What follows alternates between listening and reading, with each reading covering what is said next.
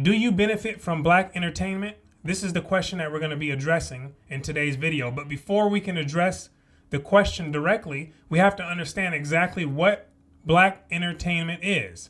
Black entertainment is entertainment made primarily for and by people who label themselves black people. Now, who are black people? Black is an adjective. It's describing a type of people, a specific type of people called black people. And one thing that is extremely obvious is that people who call themselves black people do not have a skin color that is black. And any one of them could do a quick observation. It doesn't cost any money and it requires very little time to just look down at their hands, look down at the feet, look in the mirror at their face. And what they'll see is that they have nice, beautiful shades of brown. And this is a perfect example of what I talk about when I'm referring to the astral realm or the world of imagination, on how in the astral realm, someone could be convinced, completely convinced that they have black skin, but in the actual physical world of existence, we understand clearly that that's not the case. And what happens is when someone has ideas in the astral realm that do not align with what happens on the actual physical flesh and blood realm, you go into what is called having a perception of reality that is distorted, right? When they don't align. And so the goal is to align our ideas in our imagination with what the physical world is, right? That's how you get clear vision. This is one way we can clear up the vision, is by understanding that people don't have black skin. And this is the same thing with white people too. White people walk around with the same distorted reality. In the astral realm, thinking themselves to have white skin, but obviously we see in reality that that's just not the case, right? We understand that these are statuses, social statuses, and not skin colors. So now back to people who call themselves black. So if we understand that people who label themselves black don't have black skin, but have different shades of brown, beautiful shades of brown, what is the reason that they are called black people? And to understand this is a fairly simple concept, right? All we have to do is understand the words and the concepts and ideas that are attached to black to get the understanding of what it is to be a black person.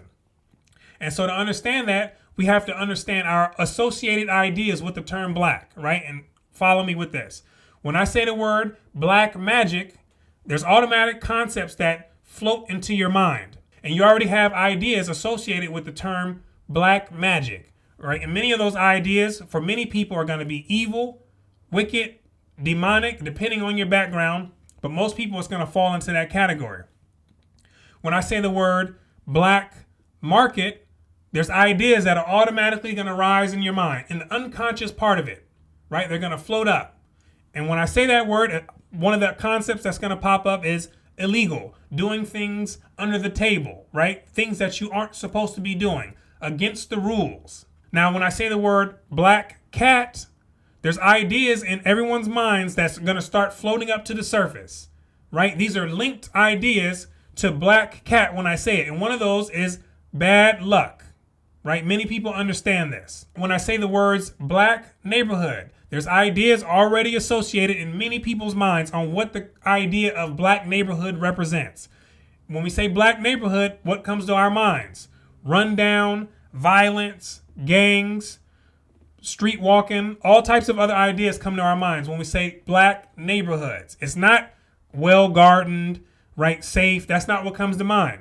Now, when we say the term black people, what are some of the ideas that come into your mind? There's ideas that are associated with what people think about when they see black people, and they're also chained together with these other ideas. The black cat, the black market, the black magic, all these other ideas are unconsciously linked into the ideas that are formed when people think of what a black person or what black people are, right? And this is easier to understand. It's not hidden. When you go into the dictionary, you can find all these concepts in there, right? Go into any dictionary, open it up, you'll see black and you'll see all the terms that are linked to it.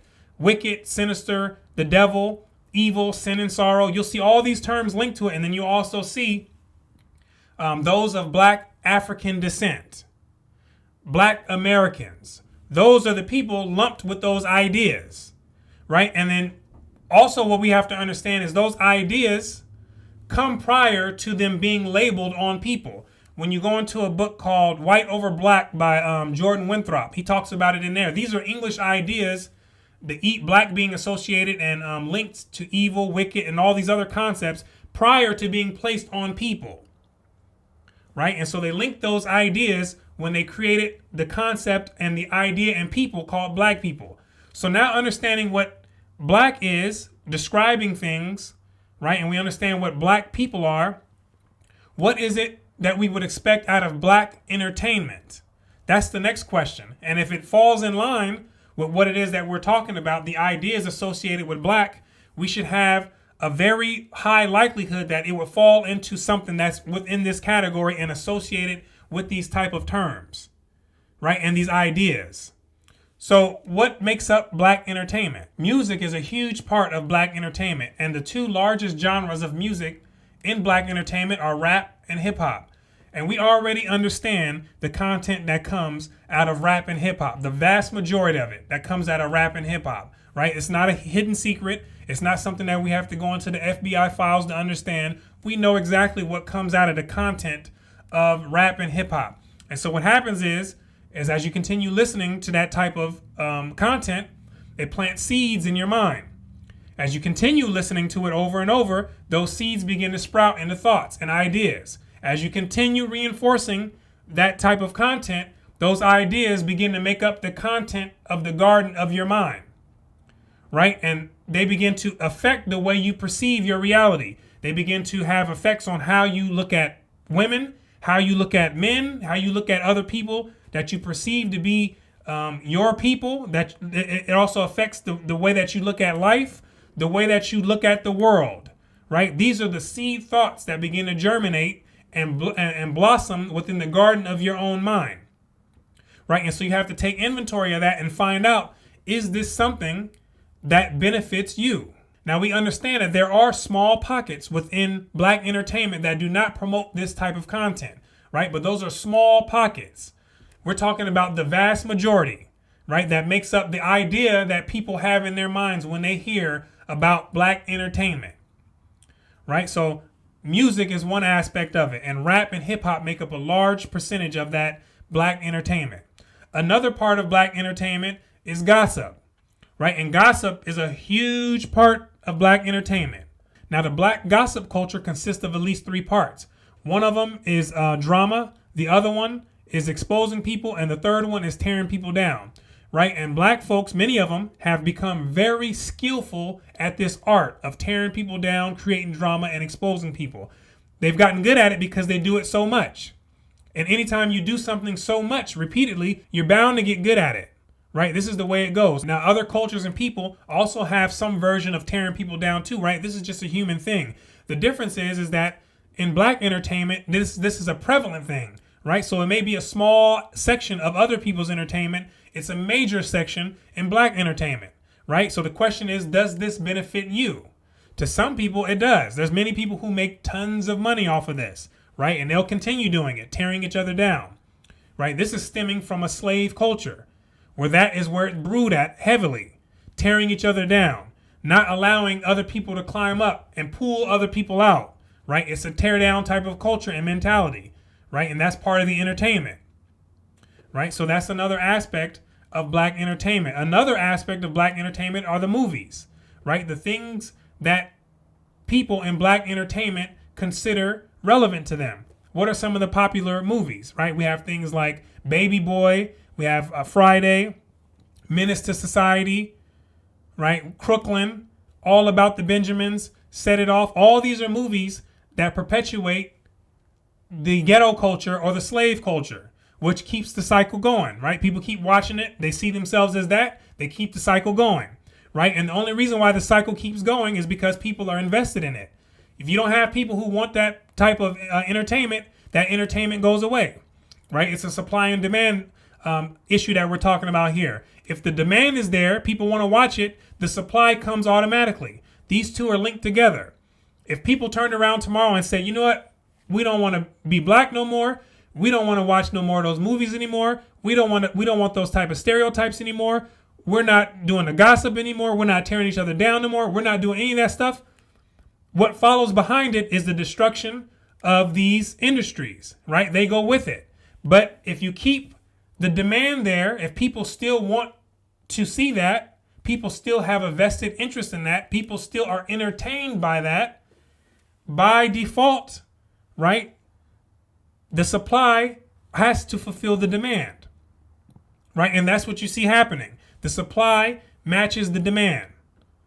And the reason why these types of entertainment are popular within the black community is because that's the type of entertainment that people in the black community want, right? You can't force somebody to watch a movie or force somebody to listen to a certain type of music, right? This is what people want, right? And the faster we understand that, the faster you can wrap your head around what's actually happening, right? People want what they want, and they do exactly what their dominant desires propel them to do, right? And we watch people by the actions, not by what people say, right? Because people yap one thing and then do another, but the actions show you what is being hidden and revealed within, right? That tells you what's dominant within someone's own inner world, right? So that's what we look at, right? We look at that. And when we look at the black entertainment, this is what we find, right? They perpetuate what they want to see, and people sell people what they want to buy,